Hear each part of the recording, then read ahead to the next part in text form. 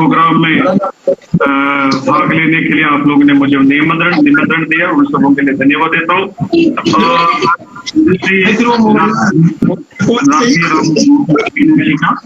जो इन्होंने मेरे साथ मुझे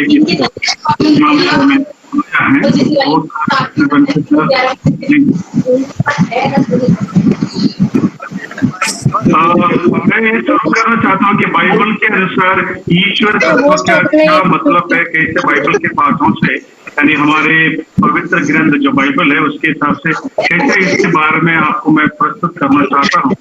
लेकिन सबसे बड़ी समस्या की बात है कि मैं थोड़ा श्री योगी जी, कमल चंद्र योगी जी से थोड़ा नाराज हूँ कि उन्होंने बाइबल की सारी बातों को, आदम की बातों को, गॉड बातों को अपने ही तरीके से उसको आपके सामने समझाने की कोशिश किया। मीना जी ने आपने अपने राइटिंग में बता दिया था कि सिर्फ अपने ही धर्म के बारे में बता दीजिए, अपने धर्म ग्रंथ के बारे में, ईश्वर की जो बातें हैं उसके बारे में बता दीजिए, ऐसा बता दिया था। तो इसलिए मैं थोड़ा दुखी हूँ कि मुझसे ऐसा सुनने में आया, क्योंकि हर व्यक्ति हर विश्वास को, हर धर्म को अपने ही तरीके से व्याकरण कर सकते हैं, उसका व्याख्यान कर सकते हैं, स्पष्ट रूप से कर सकते हैं। लेकिन मैं सहमत नहीं हूँ, क्योंकि अपना अपना विषय। इन पादरी महोदय ने जो बतलाया कि हर विषय में हर धर्म के व्यक्ति ने, पहली बात तो ये है कि धर्म एक ही होता है जो मानव मात्र के लिए होता है, ईश्वर प्रदत्त होता है। धर्म के साथ हर शब्द लगना संभव ही नहीं है।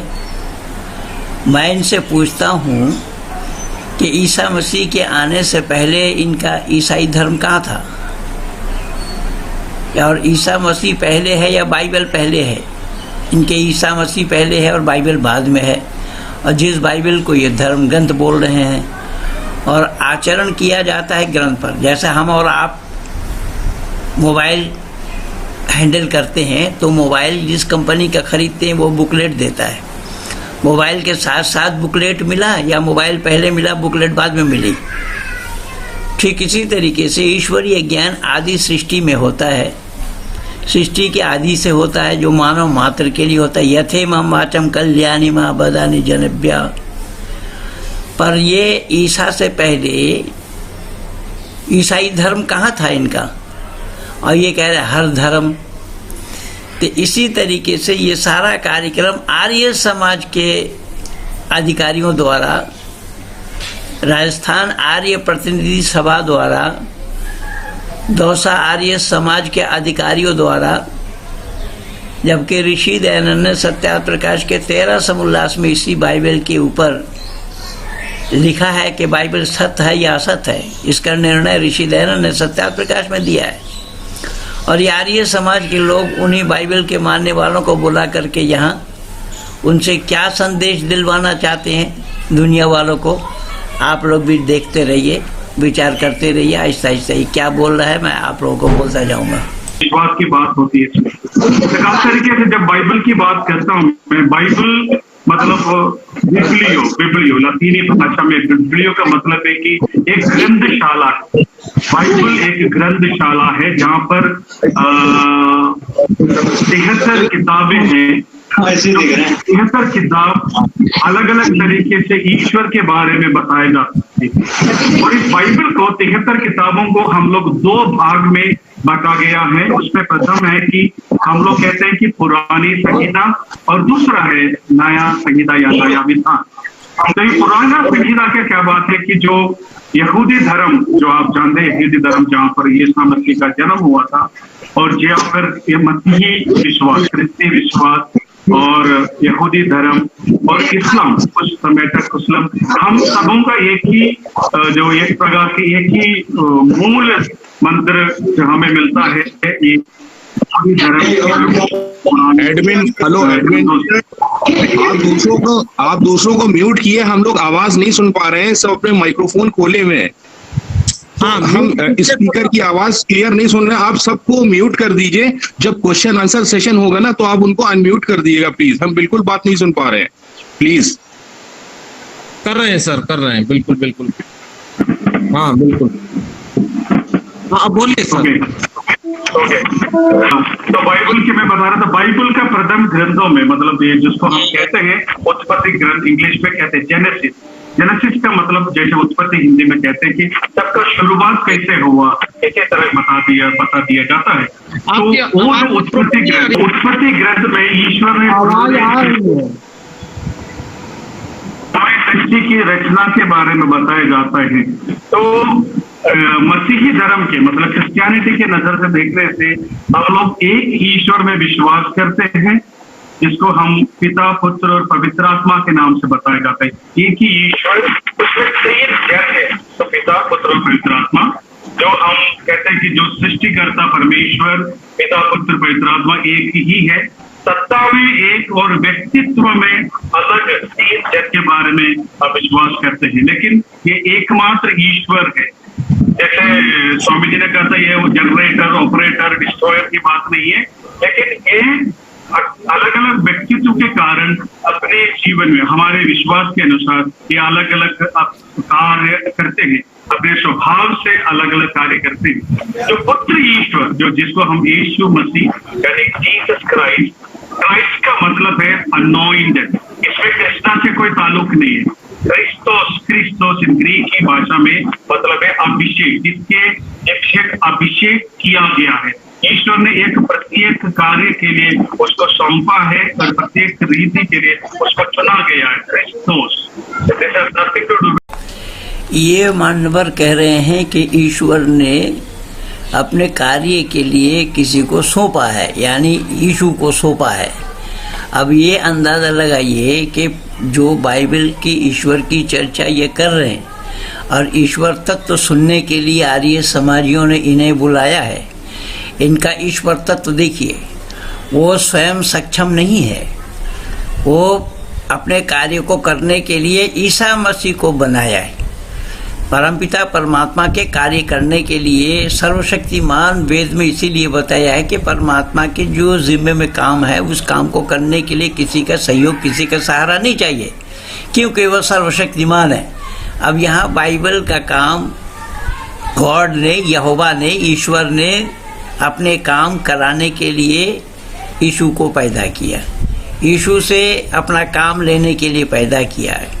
और पिता पुत्र बोला है। अभी मैं बाद में बताऊंगा वो पुत्र कौन है, कैसा है, किस तरीके से हुआ है, वो आगे इनका सुनते रहिए, फिर बाद में मैं बताता हूँ वो क्या है ये। यीशुस क्रिस्टुस मतलब जीसस क्राइस्ट मतलब अनॉइंटेड वन, मसीहा, रक्षक के रूप में हमारे जीवन में आते हैं। तो यीशु क्रिस्तु ने अपने जीवन के जरिए इंसानों को ईश्वर को प्रेम करते।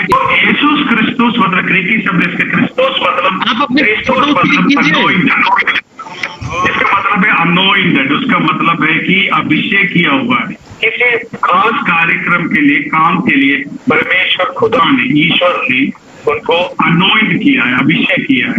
वो यीशु ने पवित्र बाइबल क्या जो नया संहिता है, नया विधान जिसको हम कहते हैं, उसमें प्रभु यीशु के बारे में ही बताए जाते हैं। उसके जन्म से लेकर आगे उनके मृत्यु और पुनरुत्थान और उसके बाद उनके शिष्यों ने, 12 चेलों ने जो कार्य किया है सारी दुनिया भर में, उसके बारे में बताया जाता है। तो यीशु क्रिस्तु के बारे में जो भी बातें हो नया संहिता में है, जो पुरानी संहिता है वहां पे ईश्वर को एक व्यक्ति के रूप में बताया जाता है। ईश्वर को एक व्यक्ति के रूप में बताया जाता है। जो पुरानी संहिता की मैं बात कर रहा हूँ, जो 56 किताबें हैं, उसमें खास तरीके से यहूदी लोगों के जीवन में, इस्राएली लोगों के जीवन में, जोविश लोगों के जीवन में ईश्वर ने कैसे कार्यरत रहता उसी के बारे में वो बताए जाते हैं। तो उसमें क्या है कि एक अनादि ईश्वर, जो अरूप ईश्वर एक व्यक्ति के रूप में, एक तो पिता के समान लोगों के जीवन में चल कर उनसे बातें करके, उनकी मदद करके उनको एक प्रतिज्ञा देश की ओर लेके जाते हैं। मतलब अपने उंगली पकड़ कर चलने वाला एक पिता के समान ईश्वर पुराने संहिता में लोगों के बीच में आते हैं। तो इसी वजह से ये बातों को आगे तक हम लेके चले जाते हैं। तो ईश्वर को वो अनादि रूप था, जो अरूपी था, वो जो आत्मा है, उसी से बढ़कर एक व्यक्तिगत तौर से लोगों के साथ रिश्ता बनाने के लिए जो पुराने विधान में जैसे उत्पत्ति का ग्रंथ हो गया, निर्गमन ग्रंथ हो गया, घटनाओं का ग्रंथ हो गया, बाइबल की किताबों में इसी चीज को हम पढ़ाया जाता है। और उसकी बात क्या है कि यहूदी लोगों के पास जो परमेश्वरों को, यहूदी लोगों को ईश्वर ने यही बताया कि तुम्हारे लिए कारण था, तो जो पाप के रास्ता से तुम गुजर रहे हो, उससे से तुम्हें मुक्ति दिलाने के लिए तुम्हें अपने पुत्र को तुम्हारे पास भेजो। जो पुत्र है परमेश्वर का पुत्र प्रभु यीशु मसीह, जो शुरू से है, लेकिन एक प्रकार इंसानों के बीच में रहने के लिए आते हैं। आप जान रहे हैं कि किस जो ये परमेश्वर के पुत्र बतला रहे हैं और एकमात्र पुत्र ईश्वर का, परमेश्वर का होना क्यों और कैसा संभव है? अगर ये बात सही है, सच है, तो मैं इन मानवर से पूछना चाहूँगा कि पहले पिता है या पहले पुत्र है? तो ये नहीं, बल्कि दुनिया के लोग कहेंगे कि पहले पिता है, लेकिन दुनिया वालों को भी ये मालूम नहीं है कि पहले अगर पिता है, उसके घर में पुत्र नहीं, तो वो किसका पिता है? अब ये बात बदल करके कहेंगे कि पहले पुत्र है, और पहले अगर पुत्र है तो बिना पिता का पुत्र किनका? कैसा संभव होगा? बाइबल वालों के पास इसका कोई जवाब नहीं है। और आर्य समाज के लोग ईश्वर तत्व इन बाइबल वालों को बुलाया है सुनने के लिए। ईश्वर तत्व बताओ। बाइबल से आर्य समाज के लोगों को इतना अभाव पड़ गया है, या अपने को फन्ने खा समझ करके इसका संचालन कर रहे हैं, और ये ईश्वर के बारे में सत्यात प्रकाश पढ़ करके भी नहीं देखा। प्रतिनिधि सभा के अधिकारी बता रहे हैं, वो राजस्थान आर्य प्रतिनिधि सभा के अधिकारी लिखा गया है, दौसा आर्य समाज के मंत्री लिखा गया है।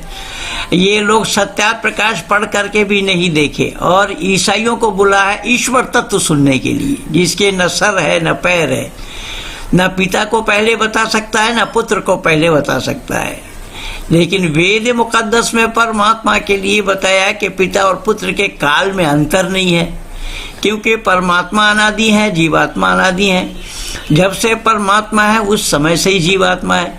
जीवात्मा के और परमात्मा के काल में भेद नहीं है, समकालीन है। इसीलिए वेद मुकद्दस में परमात्मा का उपदेश यही आया है। मैं पहले भी बोला हूँ, फिर बोल रहा हूँ। धुआ सुपर्णा संयुजा सखाया समानम वृक्षम परिसो जाते तयोरन्यापि परम स्वादवती अनशनो अभिचाक्षी थी। ईश्वर, प्रकृति और जीव, ये तीनों का मिलान बताया है कि तीनों समकालीन है। तीनों में से आगे नहीं, पीछे नहीं, छोटा नहीं, बड़ा नहीं है। सिर्फ भेद इतना है, परमात्मा ज्ञान में परिपूर्ण है, प्रकृति ज्ञान शून्य है, जीवात्मा में कुछ ज्ञान और कुछ अज्ञानता है। इसलिए ये जीवात्मा परमात्मा का सानिध्य लाभ करना चाहता है। लेकिन बाइबल में यहाँ ईश्वर के बारे में क्या बताया जा रहा है? देखिए, जो दुनिया को पाप से मुक्ति देने के लिए बता रहे हैं कि तुम्हारा पाप हम अपने ऊपर ले लेंगे। भाई, एक का पाप दूसरा कोई अपने ऊपर क्यों और कैसे ले सकता है? एक कोई खाए दूसरे का पेट क्यों और कैसे भर सकता है? ये उचित ही नहीं है, और ये अनभिज्ञता की बात है। और ऐसे अनभिज्ञता वाली बात बाइबल वालों को बुलाकर आर्य समाज के लोग ईश्वर तत्व सुन रहे हैं। क्या मजाक बना रखा है इन आर्य समाजियों ने।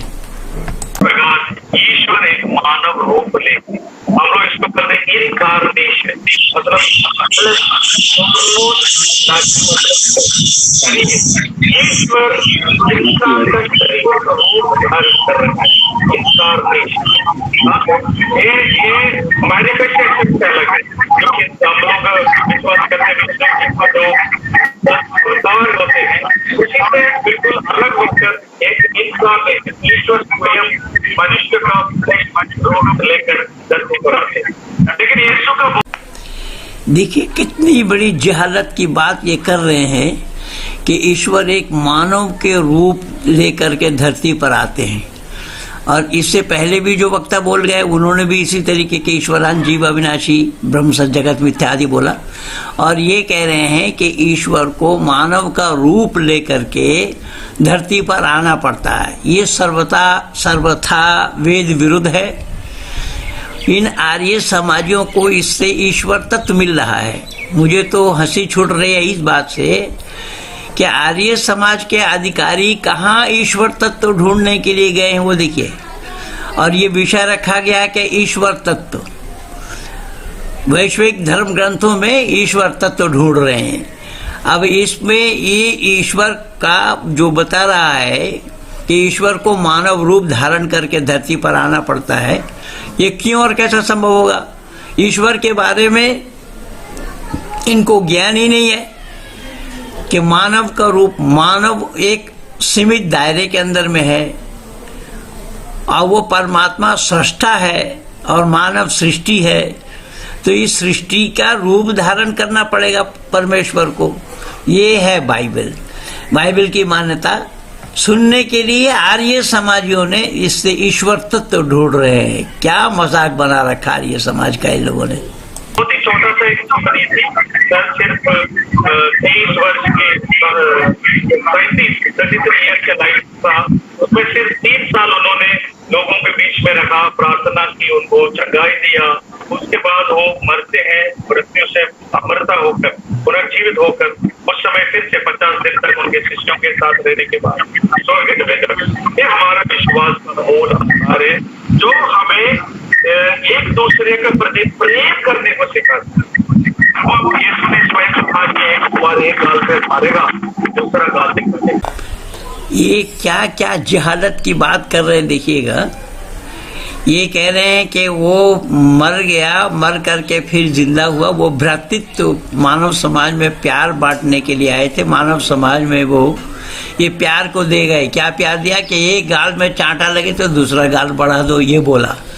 अगर ईसा मसीह ने ये बोला है कि एक गाल में चांटा लगे, किसी ने थप्पड़ मार दी हो तो दूसरा गाल बढ़ा दो, तो दूसरा गाल में वो नहीं मारेगा क्या? जो एक गाल में मार सकता है वो दूसरा गाल में नहीं मारेगा। तीसरा गाल कहाँ से लाओगे भाई? तो तुम अपने शत्रुओं को भी क्षमा करो और कहा कि तुम जिस प्रकार अपने आप को प्रेम करते हैं इस तरह दूसरे लोगों को भी प्रेम करो, क्षमा करो। किसी से बढ़कर उनके पास कोई भी औजार नहीं था, बहुत भी कुछ नहीं था, सिर्फ प्रेम के रास्ते पर उन्होंने दिखाया। क्योंकि परमेश्वर ने हमें पुराने विधान में जब पढ़ते हैं तो प्रभु से कहते हैं, मैं अगर तुम्हारी माँ तुम्हें भूल जाए तब भी मैं तुम्हें भूल नहीं सकता, मैं तुम्हारा नाम अपने मध्य में बदले। ये जो बात है सिर्फ मसीही या यीशु मसीह में विश्वास करने वालों के लिए नहीं, बल्कि सारी संपूर्ण दुनिया के लिए जो ईश्वर का प्रेम है उसी के दर्शाते हैं ये। तो इसलिए मैं बताना चाहता हूँ कि बाइबल बड़े स्पष्ट रूप से ईश्वर को और ईश्वर के पुत्र को और उनके पवित्र आत्मा को प्रेम का एक निशाना, प्रेम से जीने की एक प्रेरणा देती है।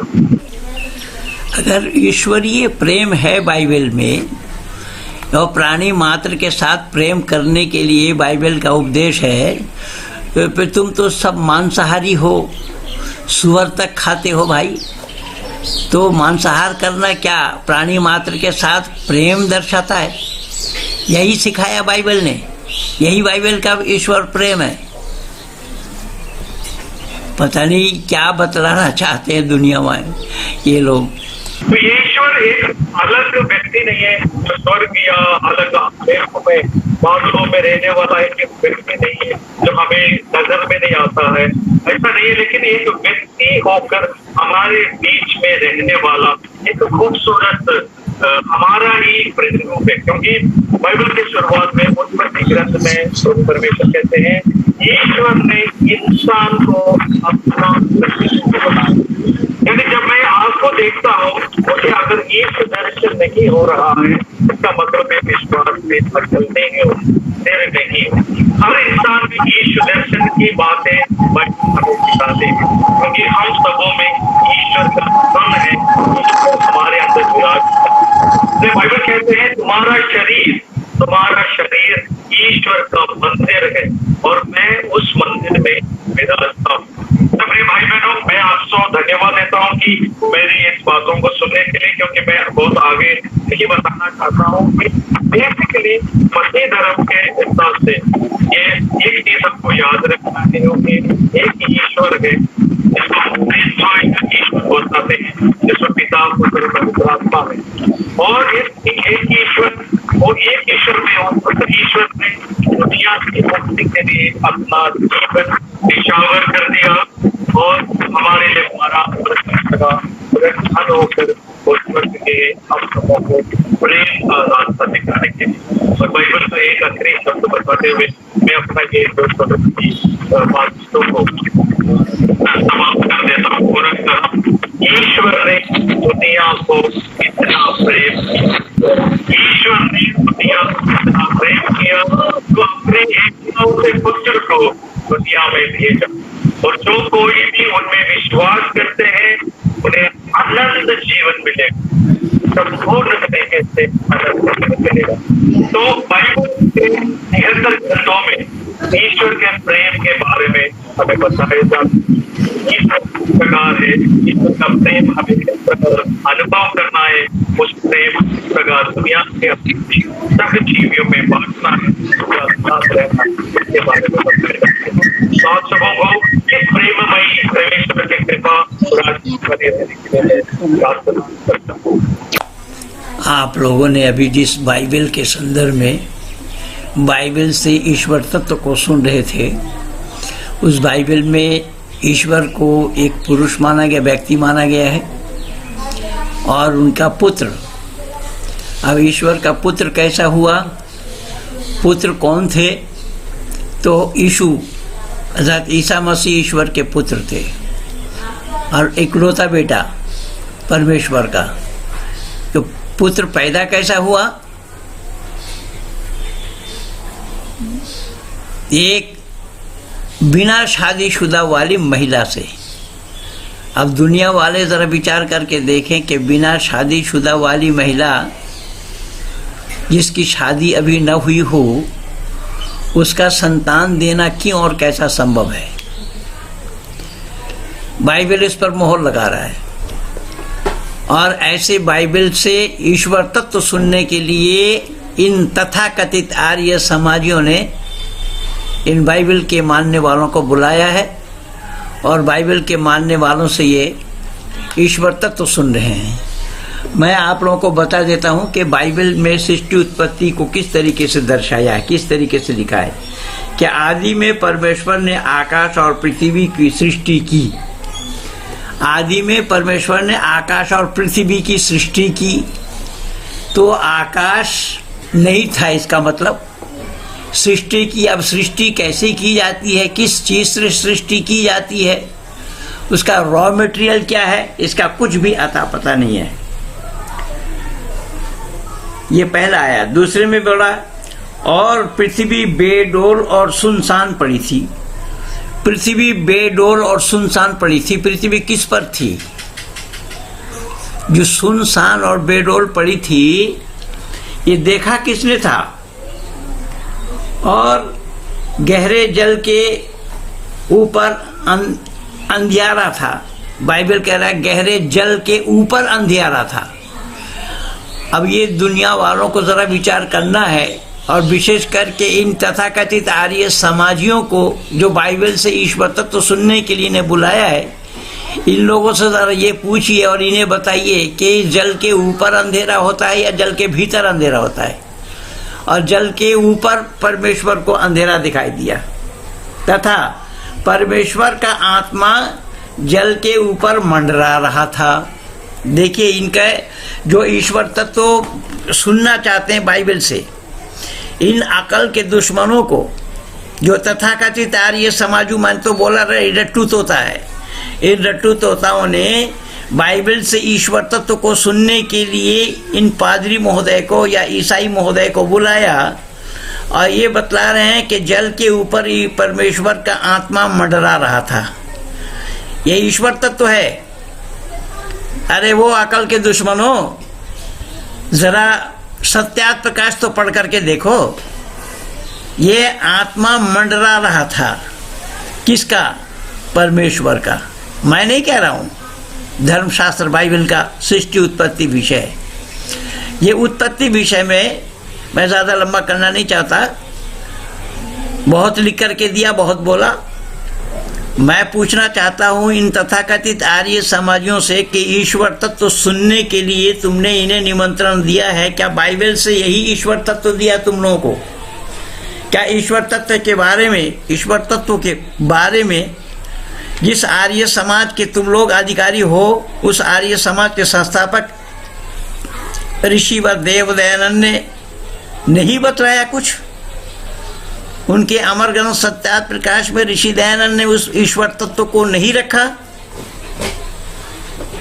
ये झूठी बकवास करने के लिए, दुनिया को सही रास्ता बताने के बजाय दुनिया वालों को वर्गलाने के लिए, दुनिया वालों को दिशा निर्देश करने के बजाय दुनिया वालों को भटकाने के लिए ये सारा कार्यक्रम किया गया है। मैं समझ नहीं पा रहा हूँ कि ये आर्य समाज और ये राजस्थान आर्य सभा में तो एडवोकेट छोटू राम जी बताए ना कि पहले अधिकारी एडवोकेट छोटू राम जी होते थे। उस समय मैं आया स्वामी शक्तिवेद जी के साथ। अब उन दिनों में तो लाला राम गोपाल शाल वाले या स्वामी आनंद बोध जी अधिकारी थे। इस समय इस लखनऊ आर्य प्रतिनिधि सभा किसके अंडर में है पता नहीं। यहाँ तो कहीं पक्ष है कहीं विपक्ष है। अब किसके साथ ये है, किनके साथ ये काम कर रहे हैं मुझे मालूम नहीं। कम से कम इन अकल के दुश्मनों को चाहिए कि ईश्वर तत्व वेद में क्या है उनको जानकारी कराएं, उनको सत्यार्थ प्रकाश पढ़ने के लिए बोलें। इन्हीं शब्दों के साथ मैं आप लोगों को बता रहा हूँ कि ये जितने भी लोग वहाँ बुलाए गए थे पैनलिस्ट, सबके विचार मैं इसी तरीके से एक एक करके भाग भाग करके मैं आप लोगों को दूंगा। और उन्होंने क्या बोला उसका जवाब क्या है वैदिक सिद्धांत के आधार पर, वेद के आधार पर, उसको भी मैं सुनाता जाऊंगा। और इसमें जो बीच बीच में डिस्टर्ब सुन रहे थे वो डिस्टर्ब इसलिए है कि जो लोग जुड़े थे उनका नेट सही नहीं चल रहा था, या जो जहाँ व्यवस्था की गई थी वहाँ भी डिस्टर्ब नेट की रही, इसीलिए ये सब आवाज़ें हैं। लेकिन फिर भी जो उन्होंने बोला है, आवाज़ को मत देखिए, उन्होंने क्या बोला है और उसका क्या जवाब है वेद के आधार पर, वेद की मान्यता के अनुसार, वो दोनों चीज़ मैंने आप लोगों को सामने उठा कर दिया हूँ और सबका एक एक करके इसी तरीके से दूंगा। आज इन्हीं शब्दों के साथ ये भाग नंबर 2 जो राजस्थान आर्य प्रतिनिधि सभा और दौसा आर्य समाज के माध्यम से जो वेबिनार वैश्विक धर्म ग्रंथों के ईश्वर तत्व का जो प्रोग्राम रखा गया था उसका ये वीडियो भाग नंबर 2 है। इन्हीं शब्दों के साथ मैं अपने वाणी को पर विराम दे रहा हूँ। आप सब लोगों को बहुत बहुत धन्यवाद। आप लोग इसको सुनिए, चिंतन और मनन करिए कि ये अधिकारी लोग आर्य समाज को कहाँ ले जाना चाहते हैं। धन्यवाद।